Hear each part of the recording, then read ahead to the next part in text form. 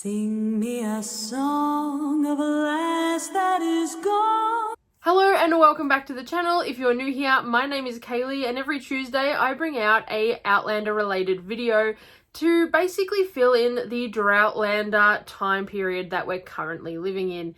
Now, if you have no idea what Outlander is, or you're like, what is Droughtlander? Well, Outlander is a fantastic book series that was written by the very talented Diana Gabaldon, and it was then turned into a magnificent TV series which has absolutely just captivated audiences around the world. It's out of there. If you have not seen or heard of Outlander, I cannot recommend it enough. It will be something to fill in your days, your nights, your thoughts, your everything.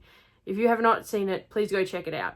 But for all of us that are here on the channel specifically for Outlander content, welcome to Tuesday's Droughtlander video. If you are a regular here on the channel, you will know that I have covered many different things, from trading cards to my favourite top 5s to episodes, but I'd love to know what sort of Outlander content you would like to see here on the channel. So if you have any suggestions on upcoming videos, please drop them in the comments below.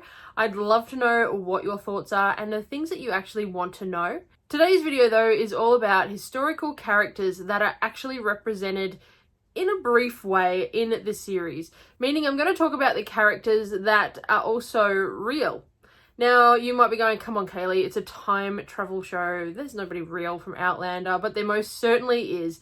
Obviously we have Bonnie Prince Charlie, who undoubtedly was a real person. Now that's going to be the first person that I talk about, just to get the really obvious one out of the way. So in the series, we know that Jamie and Claire go along and they meet Bonnie Prince Charlie, and it sort of leads into the Battle of Culloden and, you know, that infamous frustrating phrase of "mark me" just gets embedded into your brain after season 2, and every time you hear it you're like, please stop saying "mark me," or was that just me?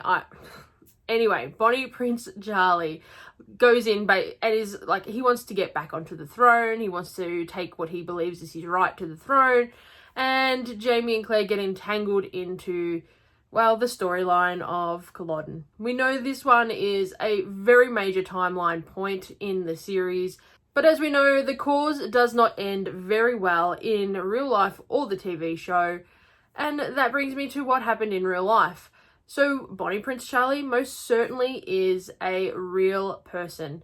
The historical accuracies for this section of Outlander is pretty on the money. So Bonnie Prince Charlie was born in 1720 in Rome. He is the grandson of King James. Now, King James was forced from the throne in the late 17th century, which is what initiated civil war to start brewing and start to happen. Now, Bonnie Prince Charlie's attempt was not the first, it was one of many, but it ultimately was the last. After the Battle of Culloden, and once he was defeated, he did escape to France via Skye in 1746. Now, in the TV show Outlander, I don't think we actually see what happens to him or him disappearing. We just know that he's gone. They're all defeated, basically. But in real life, Bonnie Prince Charlie most certainly lived past Culloden. Now, the second character I want to talk about is Lord George Murray. Now, in the show, he was portrayed as one of Bonnie Prince Charlie's generals and had a scene that took place when they were discussing. It was basically a war council was going on and they were discussing their tactics and how they were going to attack. But in real life, he was actually born the son of a wealthy Duke of Atholl near Perth. Now, his allegiances to the Jacobites, they went back and forth. Originally, he did start as part of the Jacobite cause, but then in the 1730s, he renounced his loyalties to the Jacobites and pledged his allegiance to the crown, which they got him a pardon. But then in the 1740s, he then rejoined the Jacobite cause and did step up and was one of the key players that sort of helped Bonnie Prince Charlie. After 1745 and the Battle of Culloden, though, he fled in exile, and I don't know what happened after that.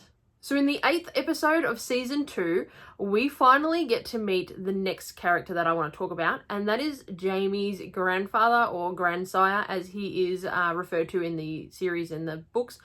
And his name is Simon Fraser of Lovett. He is again another like just foxy fella, and that is exactly what his nickname was, the Old Fox. Well, basically in the show, Jamie and Claire go to him because they need help and they want to get soldiers to come and help the Jacobite cause. And, you know, they're building an army with, well, they're attempting to help Bonnie Prince Charlie build up his army. And, you know, he does live up to his nickname, the Old Fox, by sending his son and some troops, but still having the allegiance to the crown. So in his mind, no matter what happened, he was sort of going to be on the side of the winning party. Now, in real life, he was most certainly known as the Old Fox, and his reputation of being foxy, as I said, was there. He was going back and forth between allegiances most of the time to whoever would suit him the best. In the end, though, he did stay on the side of the Jacobite rising, but after the battle and after the defeat at Culloden, he was actually captured and publicly beheaded. But the character that I found the most intriguing and the most sort of interesting real life story was none other than Geillis Duncan. Now, Geillis Duncan in the show, I don't love her murdering and, you know, I don't love the evil parts that she does, but her actual character portrayal and her loyalty to Scotland and her loyalty to the cause and how, like, she's travelled back in time to try and fix what she thinks is wrong. And I know that sounds weird, but her loyalties, it just blows my mind. I love it. I love her whole character. I do love that she also, like, you know, she helps Claire through the witch trials and blah, blah, blah. Things that happen with Geillis Duncan, I just love.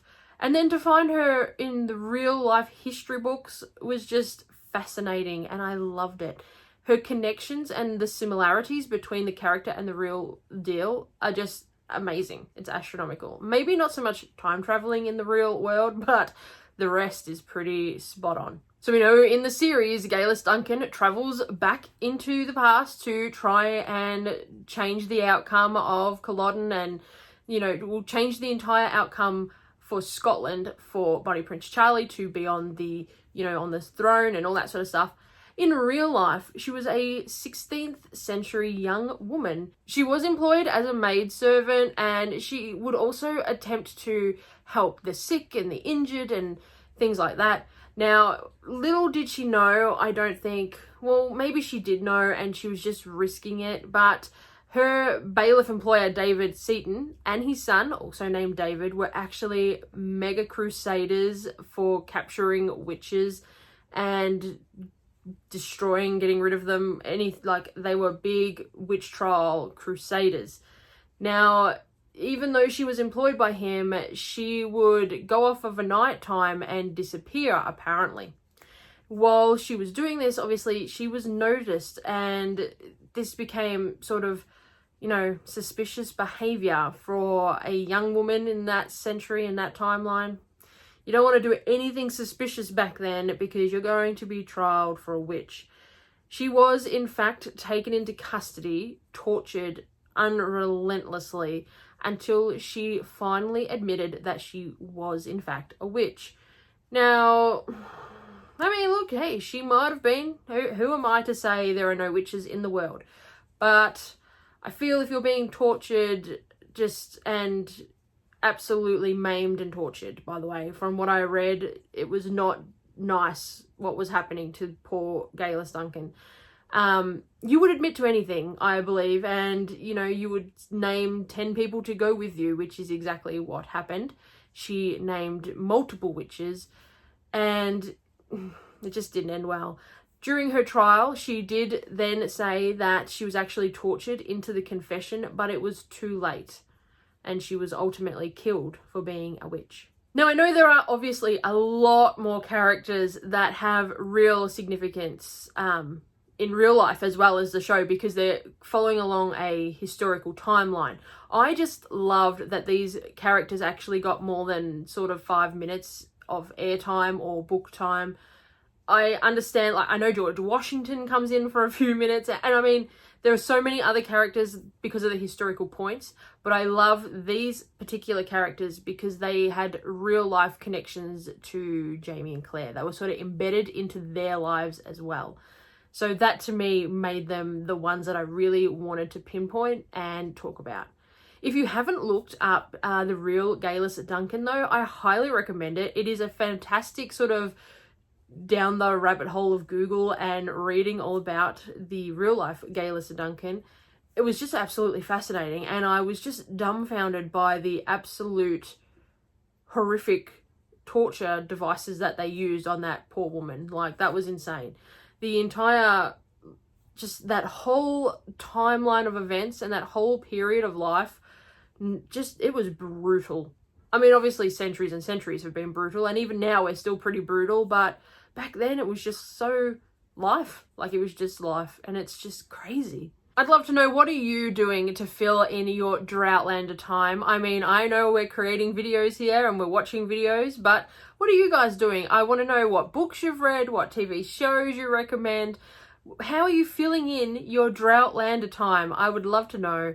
It's killing me, this Droughtlander. I'm really sick of it. I think because everybody, you know, the whole world has suffered enough in the last couple of years. We just, you know, I want something good that I look forward to every week. And even though the next season is only going to be, I think it was 8 episodes, you know, there's at least 2 months of my time that will be filled. And then we'll be back to Droughtlander content, and, you know, I'll be sitting here rambling about how much I love Outlander, and hopefully I can talk about the next season. But until then, I would love to know what you're doing to filling in your time. If you haven't hit that subscribe button, please consider doing so. It really does help the channel grow. Every Monday, I actually bring out a true crime video along with the Tuesday Outlander videos. But now I'm also going to start doing an additional day of videos in another new series, which is going to be all about my hometown of Geelong. Now, if you're not from Australia, Geelong is in Victoria, right down the bottom of the country. And to me, it's a little town, but it's actually not. It's a major city now. And I want to start showcasing and showing the world my town. COVID has most certainly restricted and locked everybody into their hometowns and their places, and there's not much traveling going on. And as somebody who was a very frequent traveler, and I cannot express this enough, like, we haven't gone overseas in 2 years, and that's the longest in 15 years, I think. Like, it's crazy. But I want to start showcasing my hometown and putting it on the map, because it's just, my hometown is amazing. And I know most people say that about their hometowns. They have that connection with their hometowns, but Geelong really is special. It has a community spirit, but it's big enough where you don't have to run into Bethel and Mabel every day. I hope it's something that you guys might enjoy, and you'll be able to see a little bit of the other side of the world if you're not from here. But until then, please remember to take care of yourselves, and I hope you all have a fantastic week, weekend, or whatever time of the day it is. And if nothing else, I'll see you next week for our Tuesday Outlander video. Have a great day, guys. Bye. Sing me a song of a lass that is gone.